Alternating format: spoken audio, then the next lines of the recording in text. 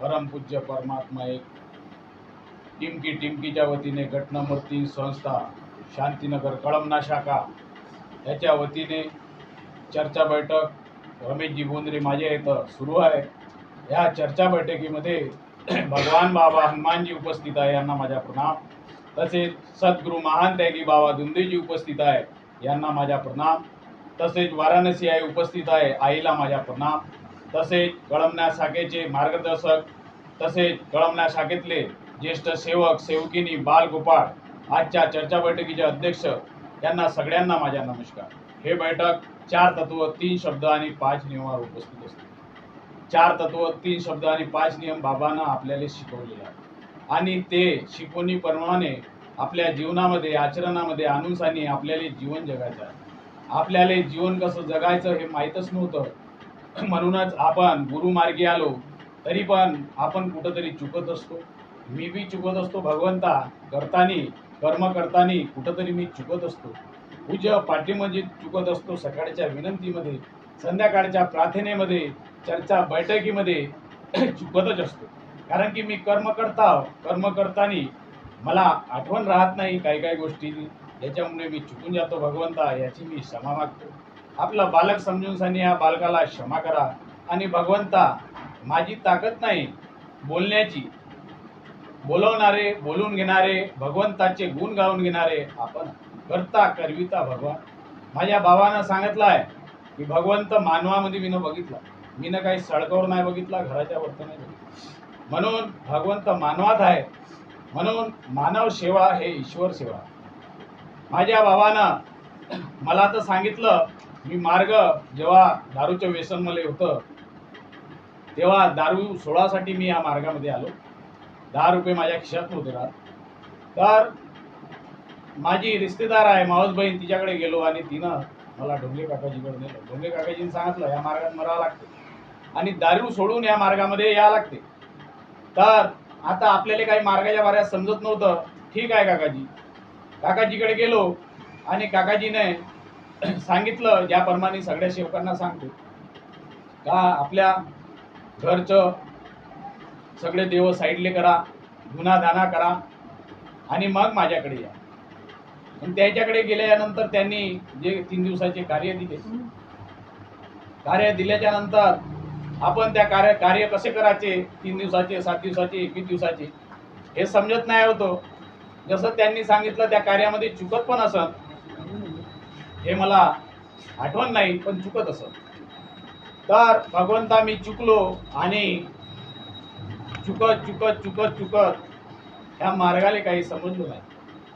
पण आता 22 वर्ष ह्या मार्गामध्ये मला झाले, तर 22 वर्ष झाले, तर गेल्या वर्षी भगवंतानं जागवलं। मी 21 वर्ष अशी सकाळची विनंती करायची, आपल्या कामधंद्याला जायचं, संध्याकाळची प्रार्थना करायची, असं चालत गेलं, हे जीवन असंच चालत गेलं। पण गेल्या वर्षी आईची तब्येत बरोबर नाही होती, म्हणून आईला विचारलं। आई म्हणे मी रेल्वेमध्ये कटाले जातो, कारण की तिला शारीरिक समस्या होती। तर मग मी विचार केला, मी म्हणलं आई अशी म्हणते, मला बी कधी त्रास होते। तर मी काकाजीकडे गेलो, काकाजी म्हणलं मला 3 महिन्याचे कार्य पाहिजे। काकाजी म्हणे माझ्याकडे 3 महिन्याचे कार्य आहे। म्हणलं ठीक आहे काकाजी, मी करतो 3 महिन्याचे कार्य। काकाजीकडे गेलो, काकाजीनं 3 महिन्याचे कार्य घेतले। 1 महिना करायचा, 30 दिवस करायचे, 31व्या दिवशी साखरेचा प्रसाद असं काकाजी। मीने 1 महिना केला गेल्या वर्षी आणि 1 महिना करून 7-8 दिवस केले। 7-8 दिवस केले तर ते शरीरामध्ये शक्ती अशी प्रवेश झाली का मी बेभान झालो। मला समजमध्ये नाही आलं का आता काय करायचं। माझ्या मुखातून ऑटोमॅटिक शब्द निघाले गेले की बाबाने या घरामध्ये प्रवेश केलेला आहे। ऑटोमॅटिक मीनं जसा सकाळची विनंती करायच्या पहिले जसं बोरवेलवरून पाणी आणलं, जसा घरामध्ये प्रवेश केला, तसा जोरामध्ये शब्द निघाले, बाबाने या घरात प्रवेश केला। ते झालं, मग विनंती बरोबर म्हणली, फक्त एवढे शब्द निघले या बाबाने घरात। मग दुसऱ्या दिवशी पुन्हा मी, आता शक्ती प्रवेश झाली होती, दुसऱ्या दिवशी पुन्हा मी पटांगणामध्ये इकडे तिकडे फेऱ्या मारत होतो, कारण की याची आंघोळ चालू होती घरच्या लोक. आणि मग माझ्या मुखातून शब्द निघाले की मैं आ गया हूँ. एवढे शब्द निघाले माझ्या मुखात. बस याच्यावर अर्थ काही शब्द, ते बी जोरात, मैं आ गया हूँ. तर मग तेव्हापासून मग ते मी बेभान झालो. मला काही समजत नव्हतं, मला काही आठवण पण राहत नव्हतं. तर मी काकाजीकडे गेलो. काकाजीने म्हटलं, काकाजी माझी गाडी बहुत फास्ट चालते, कोणी बसते माझ्या गाडीवर घेते आणि कामावर बी माझा आवाज टाईट निघते, मी बहुत कंट्रोल करण्याचा प्रयत्न करतो. तर सगळ्यात पहिले मी भावनकर भाऊकडे गेलो. शांतीनगरमध्ये भावनकर भाऊचा साईट चालू होता.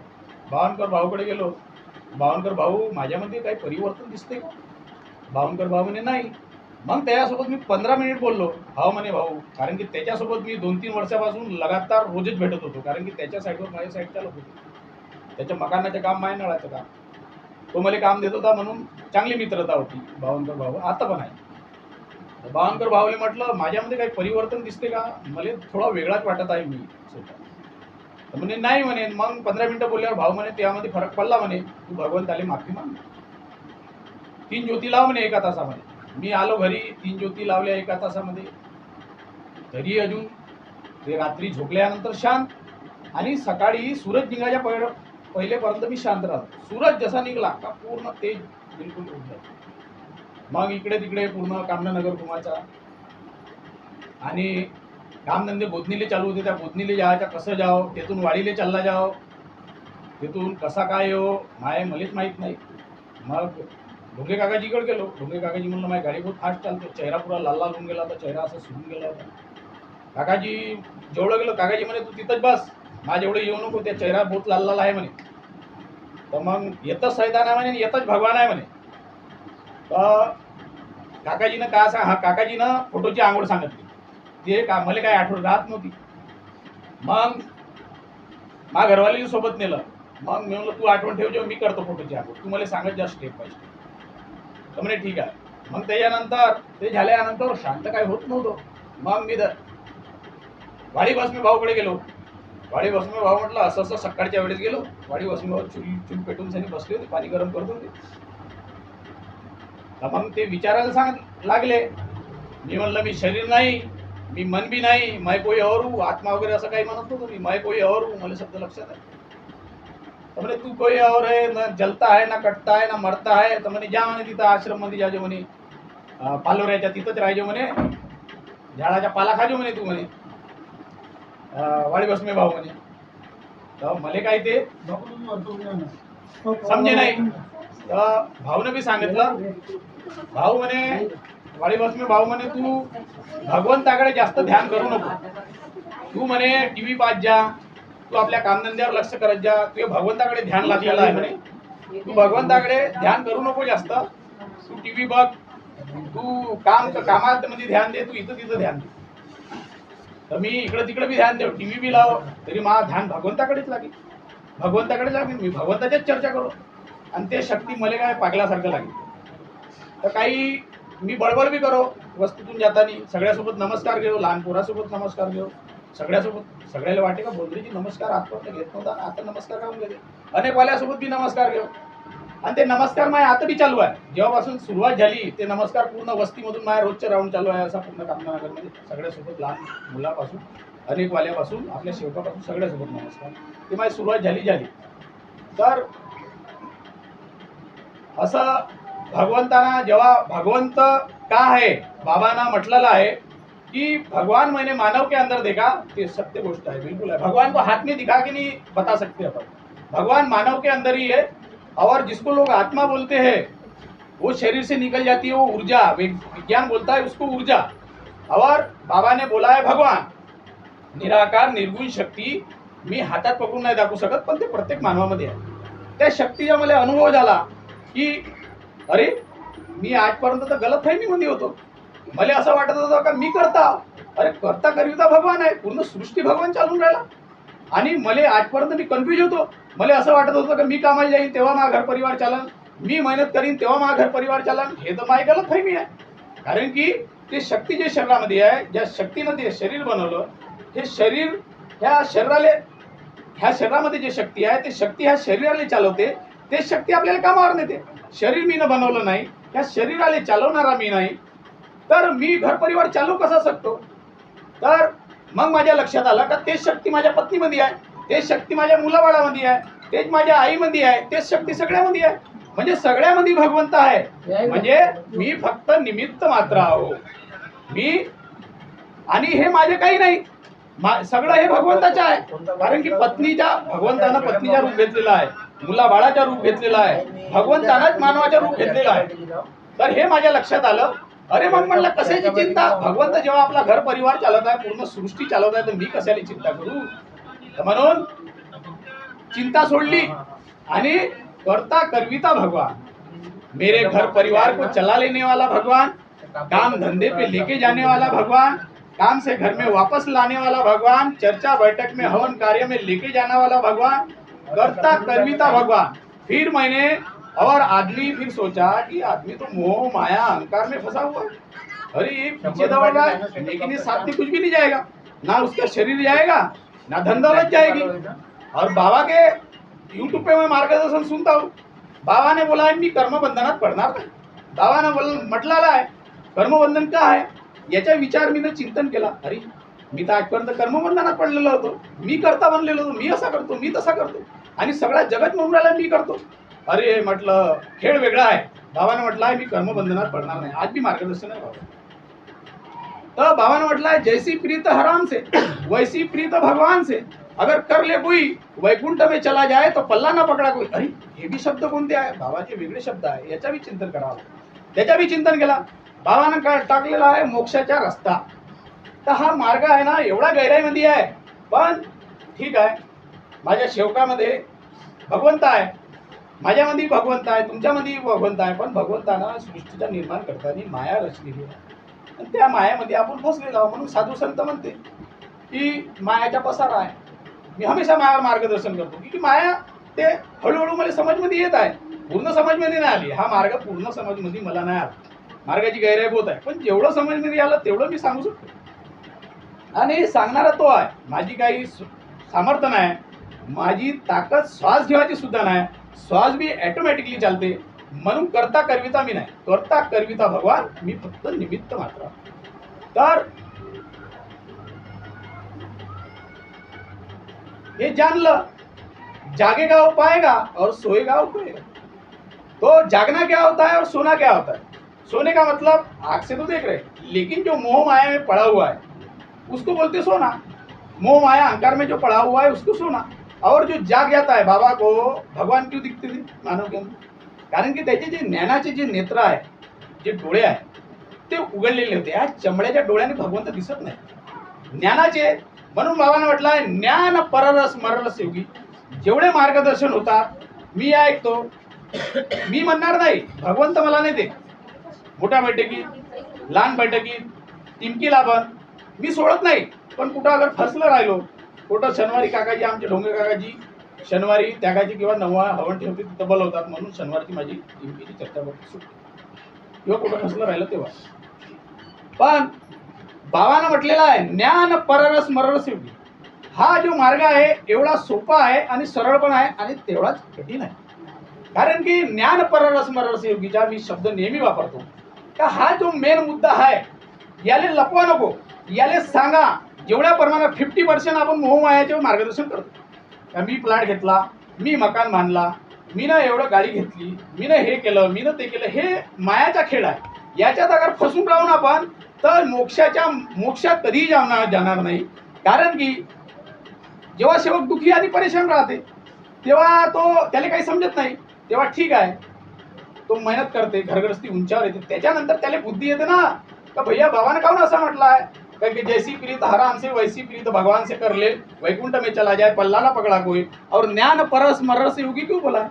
इसका अपने को चिंतन करना पड़ेगा. क्यों बाबा ने ऐसा बोला है की हा मार्गामध्ये ज्ञानाचा स्पर्श होते आणि ज्ञानाचा स्पर्श झाला का त्याचे जीवन धन्य होते. मग तो पैशाच्या पाठीमागे नाही धावत, भगवंत त्याला सांगते, बुद्धी देते का भैया हे सगळं मायाचा खेळ आहे, तुझं शरीर बी साथ मध्ये नाही जाणार आहे. अगर तुझं मन संसारात लावून ठेवला तर तुला पुन्हा जन्म घ्यावा लागेल आणि पुन्हा लग्न करावं लागेल, पुन्हा मुलं होतील, पुन्हा मकान बांधावं लागेल ना, तुझ्या चक्र चालत राहील.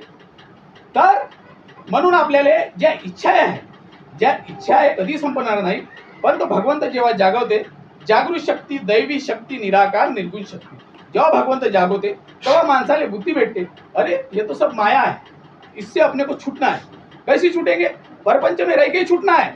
मानव शरीर, म्हणून साधू संत म्हणतात की मानव देह बडे भागसी मिळा. बाबा बी भटकत होते इकडे तिकडे, बाबावर बी दुःख होते आणि ते बी भटकले, पण त्याने ते विधी करून झाली, त्यांची आत्मा जागली. म्हणून आत्मबोलाची फोटो आहे.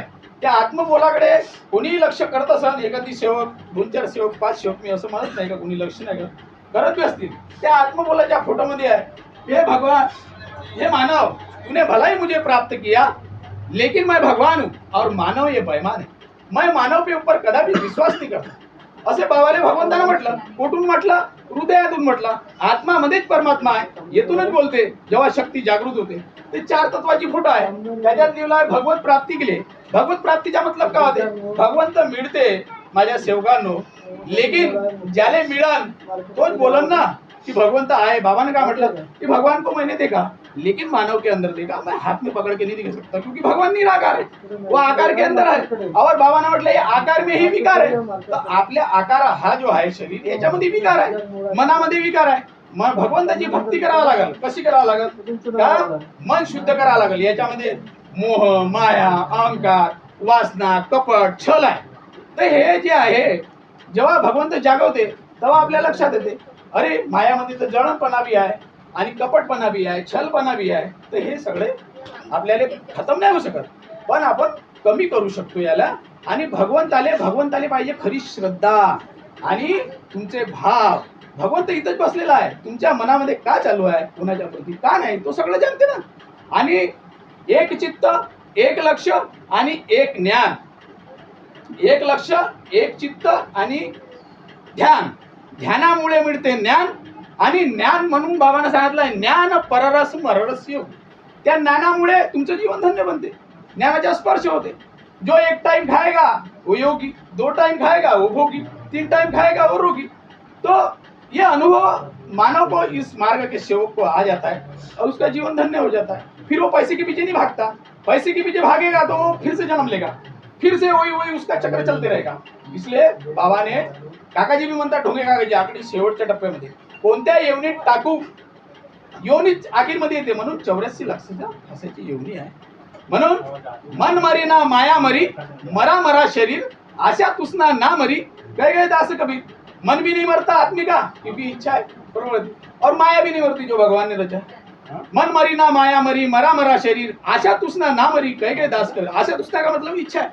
इच्छा कभी नहीं मरती और वो दौड़ाती रहती है. मीठी वाणी बोलिए मन का आपाना खोए, औरों को शीतल करे खुद भी शीतल हो.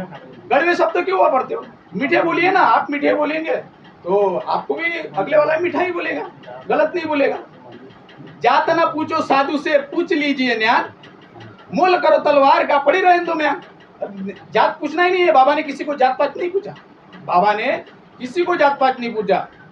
ज्ञान, इसलिए बाबा ने बोला है जात ना पूछो साधु से, पूछ लीजिए ज्ञान, मोल करो तलवार का पड़ी रहे तो म्यान. तो अपने को ज्ञान लेना है, कोणते मुख से क्या निघाले. जागृत शक्ती आहे तुमच्या. मी एक एक शब्द भगवंताजवळ ठेवला आणि माझी कामं होत गेले. आता मकानाची रजिस्ट्री बहुत दिवसाची लटकली होती, झाली माझी रजिस्ट्री. भगवंताजवळ शब्द ठेवला. आजपर्यंत मी स्वतः करणं चाहत होतो. अरे मी करत होतो, करता आपल्याला मानलं होतं ना. जेव्हा भगवंताला विनंती केली का करता करविता तुम्ही या, मी नाही. अरे करता करविता त्याने मानलं तर मकानाची रजिस्ट्री झाली, मुलीचं लग्न बी झालं. माझ्याकडे पैसेही नव्हता. पहिल्या या दुसऱ्या महिन्यामध्ये शाळेत पक्क झालं होतं, मला आठवणीत बी नाही. पण 5व्या महिन्यामध्ये लग्न बी झालं. 2-3 महिन्यामध्ये पैसेही जमले. 3 ते 4 लाख रुपये लग्नाला लागले. पण भगवंतानं ते सगळं करून घेतलं. आणि गेल्या वर्षीपासून माझ्या जेव्हापासून मला भगवंतानं गेल्या वर्षीपासून जागवलं, माझं सगळं काही व्यवस्थित आहे. आणि मी हेच सांगेन का बाबांना जे ज्ञान परस्मरस योगी जे म्हटलेलं आहे, याच्यावर हमेशा मार्गदर्शन करत राहा. आणि ही शक्ती जागृत आहे, याच्यावर हमेशा मार्गदर्शन करत राहा, सेवकांना सांगत राहा. आणि कामं करता कोण आणि दृष्ट कोण. करता करता आपल्याला बनायचं नाही, करता करविता पूर्ण जग भगवंत चालवतो. बाबाच्या मार्गदर्शनाले पण ऐकत जा. यूट्यूबवर बाबाचे मार्गदर्शन आहे. तर हा मार्ग मी समजलो नाही होतो सुरुवातीला माझ्या सेवकांना.